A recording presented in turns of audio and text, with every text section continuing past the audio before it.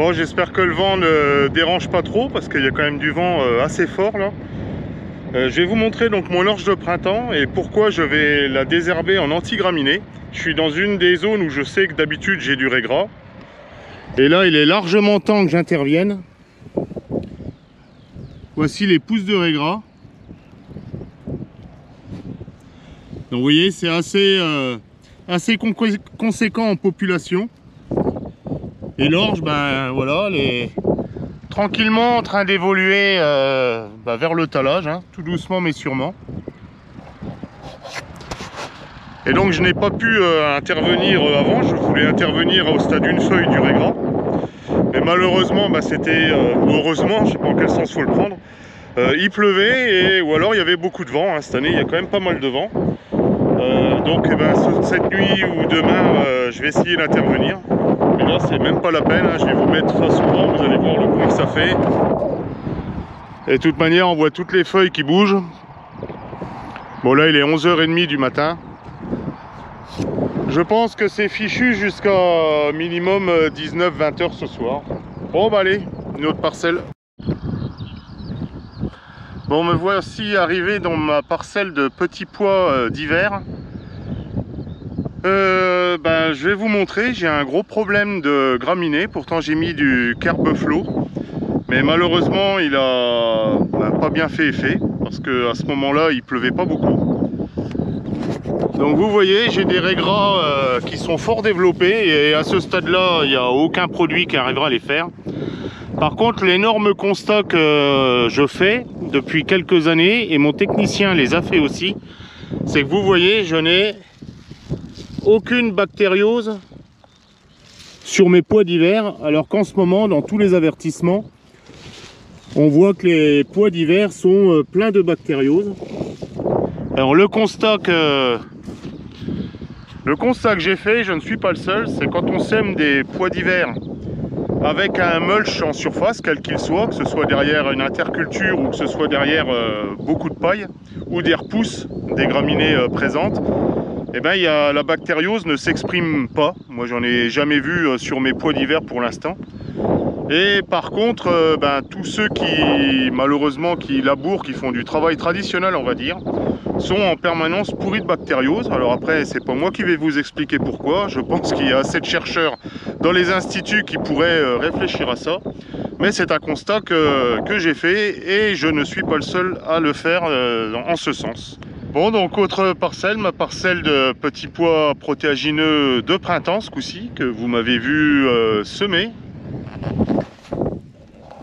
Donc voici la levée, ils sont bien levés, ils sont tous là.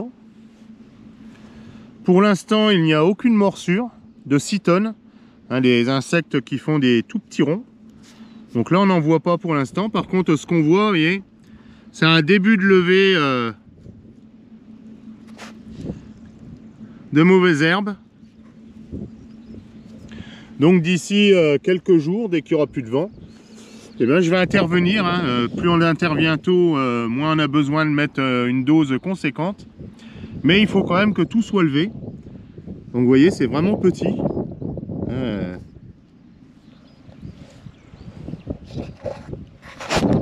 Bon voilà, belle levée des pois, donc à suivre. Bon bah allez, autre parcelle. Bon, 19 avril au soir, hein, il est bientôt 20 h. Et confirmation de ce que je disais ce matin, là je suis dans ma parcelle d'orge de printemps en train de désherber les régras qui sont dedans.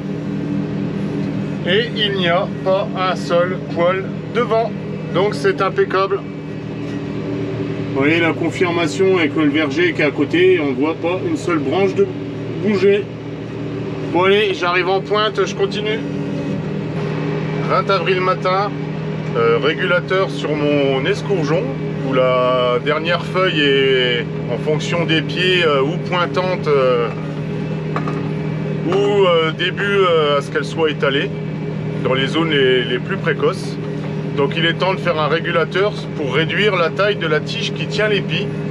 Et quand on ne le fait pas, il est assez fréquent que cette tige étant trop grande et trop faible pour tenir le poids de l'épi casse et finit par tomber à l'intérieur de la végétation et voir tomber au sol, ce qui fait que c'est des énormes pertes de rendement.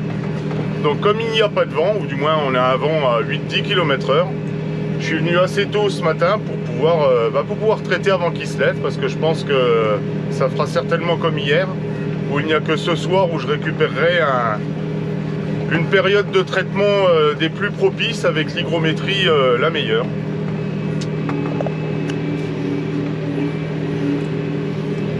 Bon voilà, tranquillement.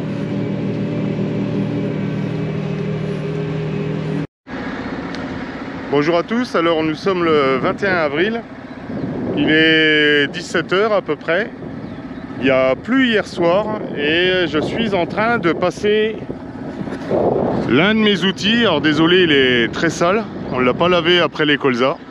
C'est un vibrogerme de chez Agricem, il me servait avant pour préparer mes betteraves entre autres.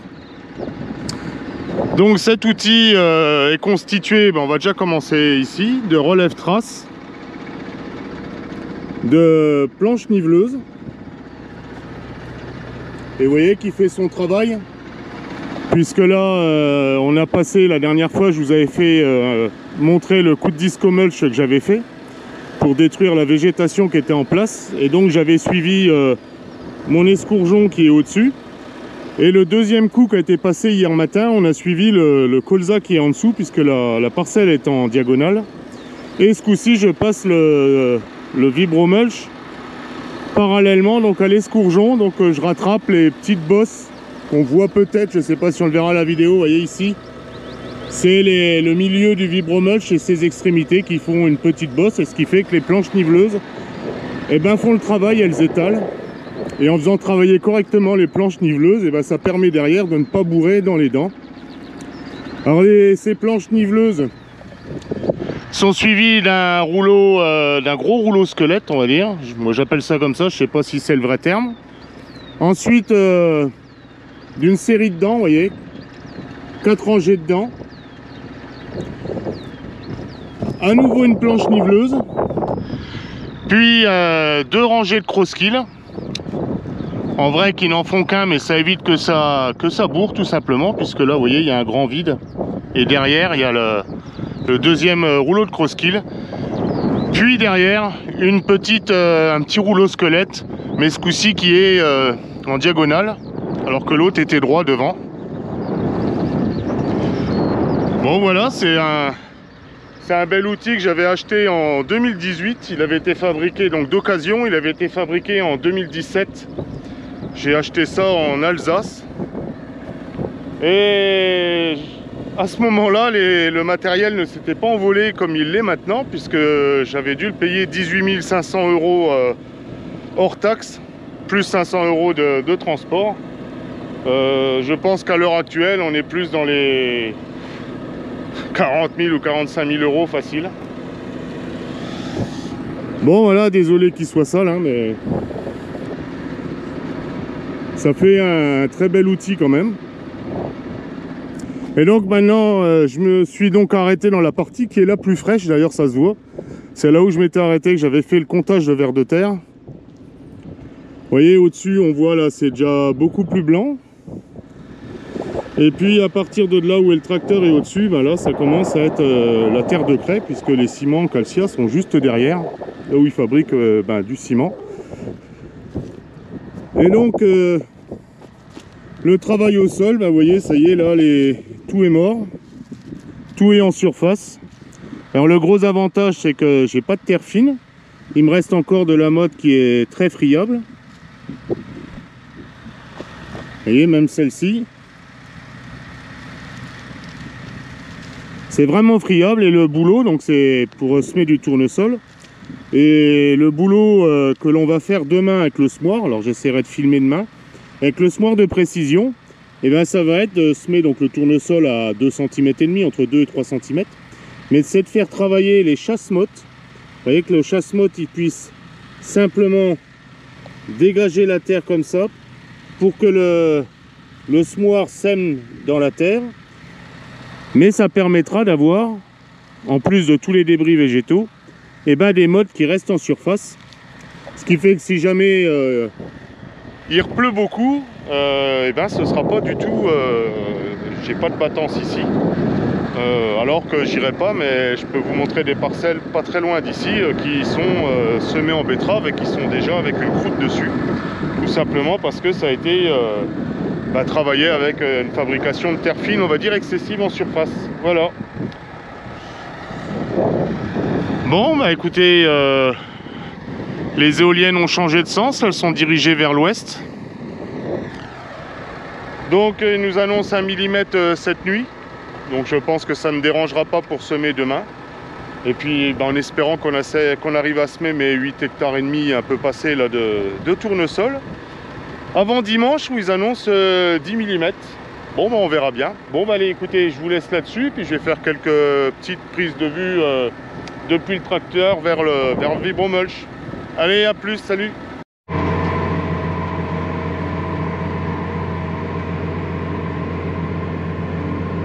Bon, avec l'ombre du tracteur, je ne sais pas si on voit le travail des planches niveleuses.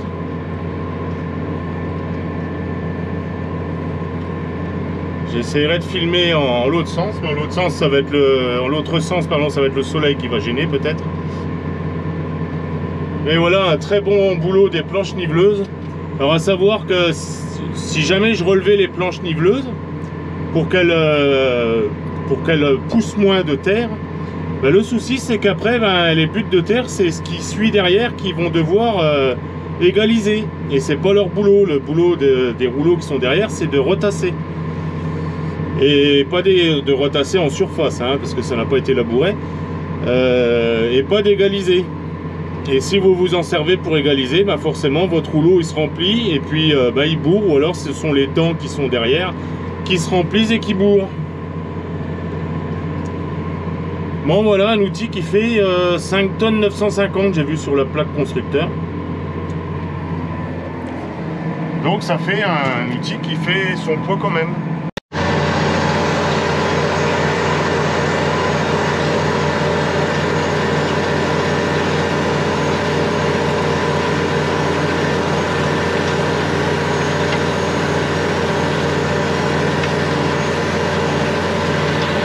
Bien, 26 avril, eh bien, je profite de cette journée où il n'y a pas de vent du tout, où le peu de vent qu'il y a vient du sud, ce qui fait que je ne toucherai pas les vignes qui sont en dessous, même si les produits que j'utilise ne sont pas dangereux pour elles, car je vais tout simplement désherber mes pois de printemps que je vous avais déjà montré, où je vous disais que j'allais attendre encore un petit peu que toutes les herbes soient levées. Et maintenant je pense que c'est bon. Vous voyez là, il y en a des microscopiques. Je pense que la majorité est élevée, donc je vais déjà passer avec des produits qui s'appellent du challenge. Donc 0,5 litres de challenge et 0,3 litres, 0,3 kg même de Basagrand. Ça c'est pour les pros. Je sais que ce désherbant peut parfois être un tout petit peu agressif sur les pois, mais ils sont vraiment en très bon état végétatif. En plus, j'ai pas de cytone du tout, ce qui est très bien. Un petit insecte qui fait, j'en ai déjà parlé, qui mange, qui fait des toutes petites encoches de 2-3 mm dans les feuilles. Là, il n'y en a pas. Et j'ai vu en bordure que j'avais un petit peu de raies qui poussait, mais je reviendrai dans une dizaine de jours pour le taper. Après avoir refait à pied toute ma parcelle pour savoir si c'est l'ensemble de la parcelle qu'il faut que je fasse en antigraminé ou seulement la bordure. Parce que par exemple ici je ne vois pas de repousse de raies gras, alors que sur les 5-6 mètres de bordure j'en vois. Donc ce serait un petit peu bête de faire toute la parcelle si je peux me limiter à quelques mètres sur la bordure. Bon écoutez, voilà, tenez, je vais déplier mon engin et puis je vais y aller. Bon, toujours 26 avril, petit tour de plaine rapide. Donc je suis dans un de mes blés derrière colza. Donc c'était un colza que j'avais semé avec de nombreuses autres graines, on va dire. Et comme j'avais dû le désherber, les graines étaient mortes, tout simplement. Enfin du moins les pousses de toutes les autres graines étaient mortes. Et puis c'est tout quoi, ça s'était terminé comme ça avec un colza normal. Et j'ai semé mon blé dedans. Et voici la surprise que j'ai depuis un moment, que je surveille. c'est que le lotier corniculé que j'avais semé avec le colza, ben voilà qui relève, ce qui est pas plus mal dans mon blé. Et d'ailleurs vous pouvez voir, là on est en terre de craie, hein, ça se voit, vous voyez. Et je n'ai pas d'odium, je surveille l'odium.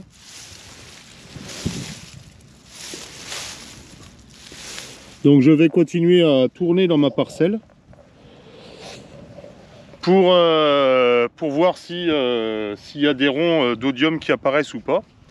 Et puis de rouille jaune, parce que c'est une variété qui est sensible à la rouille jaune. Mais bon, pour l'instant, le peu que j'ai pu voir, il n'y a rien. Alors c'est tant mieux. Par contre, je constate que j'ai un petit défaut de désherbage, on va dire, sur certaines graminées. Alors c'est tout, ça va refaire des petites taches à la moisson, parce que maintenant il est bien trop tard pour agir, à moins de passer à la main, je vais voir. Bon, c'est tout. Bon bah écoutez, allez, hein, je continue. Bon, voici dans mon blé de lentilles.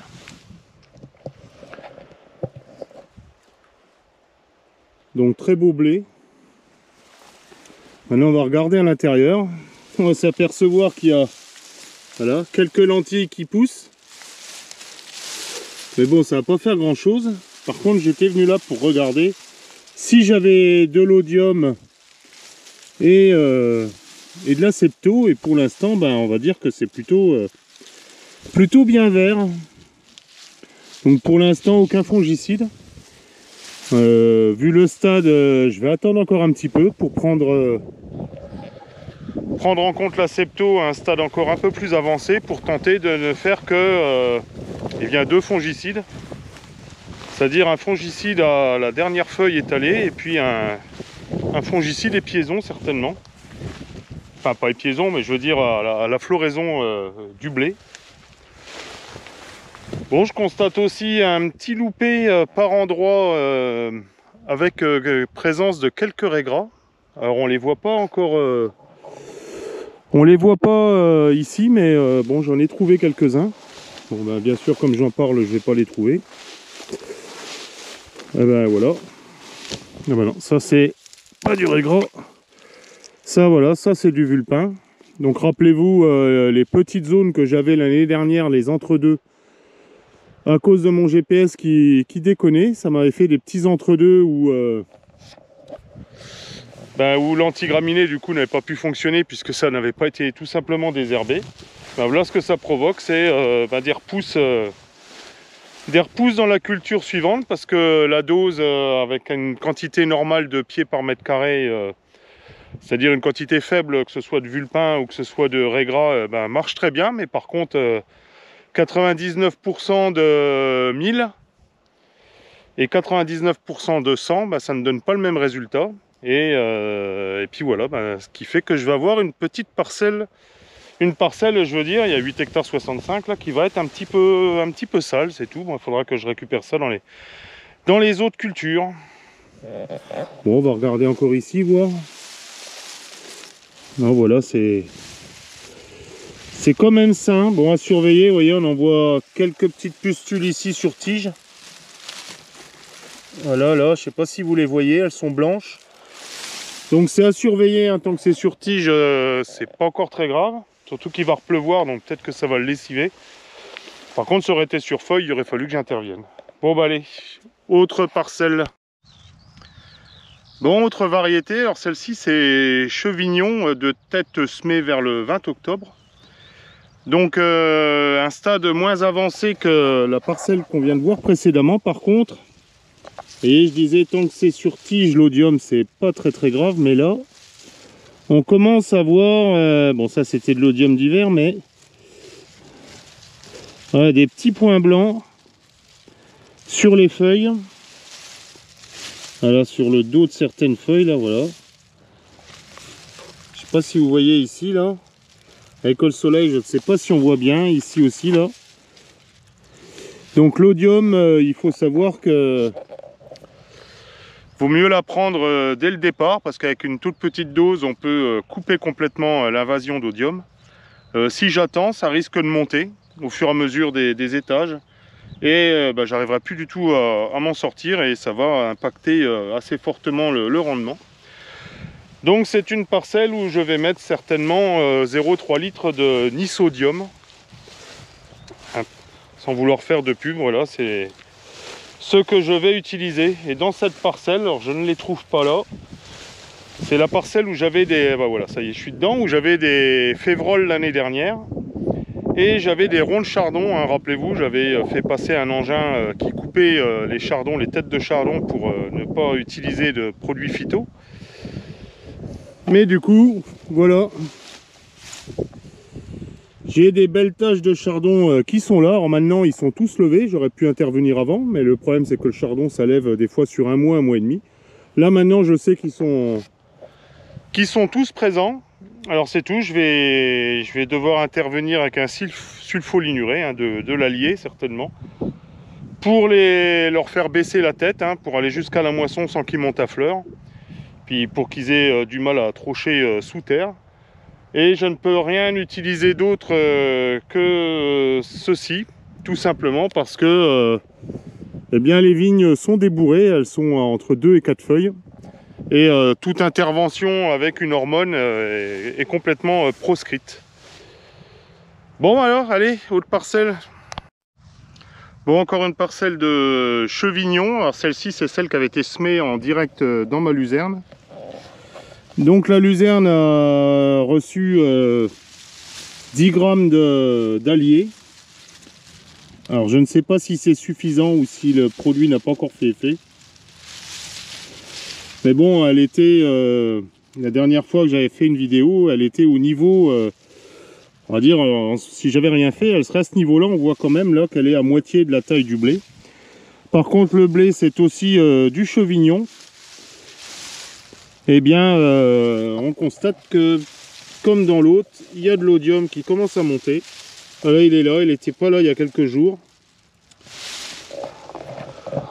Donc il va falloir que je programme une intervention pour essayer de stopper l'odium tout de suite. Alors je pensais vous en montrer là, mais c'est pas ça. Bon bah allez, je vais aller faire ma dernière parcelle de blé, et si j'ai le temps, je vais aller voir où en est mon père qui me sème mes tournesols. Parce que ça fait déjà plusieurs jours qu'on doit les semer, mais comme il pleut tous les jours. Hier, il n'y a pas plu. Ce matin, on est monté, ça collait de trop. Et là, avec le soleil qui est ici, je pense qu'il doit être en train de semer. Donc, je vais y aller. Et puis, c'est ce soir, si ça continue comme ça, vers 21 h, je vais être dans mes colzas pour faire mon fongicide colza. J'ai 41 hectares de colza, donc sur une trentaine d'hectares, puisque celle que j'ai semée très tardivement n'est pas encore à la chute des premiers pétales. Bon allez, on va aller voir ça. Bon, les dernières parcelles de blé pour aujourd'hui, celle que j'avais semée donc derrière colza, d'ailleurs vous allez voir, et où j'avais le lotier corniculé, où je tentais de conserver le lotier corniculé dans la parcelle. Alors, concernant le blé, il y a pas mal de taches physiologiques dessus. Je pense que c'est dû au froid qu'on a en ce moment, parce que ça ressemble pas du tout à une maladie connue, enfin, que je connais. D'un point de vue odium, dans celui-là, il n'y a rien. Et par contre, on voit bien le lotier corniculé qui est ici. Alors, on le voit encore ici. Et on voit quelques repousses de colza. Vous voyez, qui est d'ailleurs en fleurs. Bon, c'est pas bien grave, hein, c'est pas ça qui va concurrencer le blé. Donc c'est tout, je laisse ça comme ça. Par contre, le lotier corniculé, je vais le surveiller. Et dès qu'il montera un petit peu plus, je vais certainement le ralentir pour qu'il reste tapis, on va dire, au fond du blé, pour pas qu'il concurrence le blé, puis surtout que j'arrive à faucher mon blé sans être obligé de faucher le lotier corniculé avec, ce serait plutôt embêtant, mais je sais que ça arrive.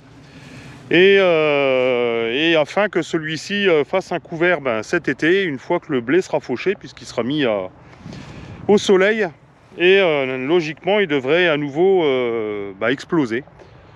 Bon voilà, allez, je vais essayer d'aller voir mon père qui a peut-être fini. Parce que je voyais le tracteur qui était à l'arrêt, donc je me demande s'il n'a pas déjà fini. Hein. C'est une parcelle qu'on voit alors avec le doigt, c'est pas facile, là, juste au-dessus du colza, là, qui est en terre. Bon, c'est tout, je vais aller faire un tour, sinon, pour le semis avec le semoir de précision, ce sera pour l'année prochaine. Parce que là, s'il a fini, c'est terminé. Bon, et bien, nous y voilà. Il est 20h20. Alors, le fongicide sur colza pendant la floraison doit être fait 2 heures avant le coucher du soleil, à partir de 2 heures avant le coucher du soleil, et maximum 3 heures après le coucher du soleil. Donc là, je viens de regarder, le coucher du soleil aujourd'hui est à 20h49, alors on va dire 21h. Donc je suis dedans. Alors la première chose que j'ai fait, et qui est bien naturelle, c'est d'aller voir dans mon colza s'il y avait encore des abeilles ou des faux bourdons. Bon, ils sont tous partis. En plus, on le voit peut-être pas, mais il vient de pleuvioter, on a des queues d'orage. Donc c'est pas plus mal parce que le souci de traiter à ces heures-là, c'est qu'on n'a pas forcément l'hygrométrie nécessaire. En réalité, il vaudrait mieux traiter le matin quand il y en a vraiment une belle hygrométrie. Le fongicide ferait bien mieux effet et on pourrait même peut-être en diminuer la dose. Mais pour les abeilles, étant donné qu'elles viennent assez tôt le matin, on va dire, pour prendre la rosée, pour venir boire la rosée, et comme on ne veut pas qu'il reste du produit de traitement dans la rosée, eh ben, il faut traiter à partir de 2 heures avant le coucher du soleil et jusqu'à 3 heures après le coucher du soleil, ce qui laisse le temps au traitement de pénétrer la plante et de ne pas se retrouver à l'intérieur de la rosée, et ainsi de protéger nos chères abeilles. Eh bien écoutez, voilà, comme l'année dernière, une mère de colza, une mère jaune. Bon, allez, hein. On va mettre tout ça en marche et puis c'est parti. Bien voilà, comme dit tout à l'heure, hein, une mère de colza, une mère jaune. Bon, ma rampe n'est pas mise en automatique, c'est moi qui la prends en manuel comme dans le temps, parce que avec un capteur ultrason de chaque côté, ça ne suffit pas. Elle est toujours en train de monter, descendre et puis de s'écraser dans la végétation. Bon, c'est vraiment un temps idéal. Je ne sais pas si vous voyez en face les éoliennes, elles ne tournent pas du tout. Donc ça veut dire qu'il n'y a pas de vent. Et là, il commence à y avoir des petites gouttes à nouveau. Voilà, encore une queue d'orage certainement. Mais c'est pas grave, hein, ça fait un peu d'hygrométrie. C'est pas ça qui va laver le traitement.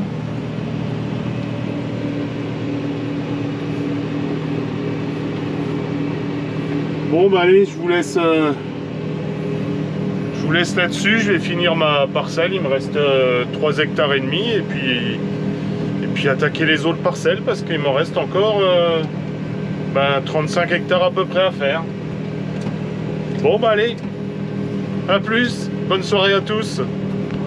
Bon, j'en profite, je passe le long de mes vignes pour vous montrer le désherbage qu'on avait fait avec les buses excentrées. Et puis l'avancée du stade des vignes. Donc vous voyez, c'est propre, net. De l'herbe dans le rang et puis donc désherber à mi-dose sous le rang. Et puis je reviendrai à partir de maintenant uniquement mécaniquement. Alors pour ce qui est du stade des vignes,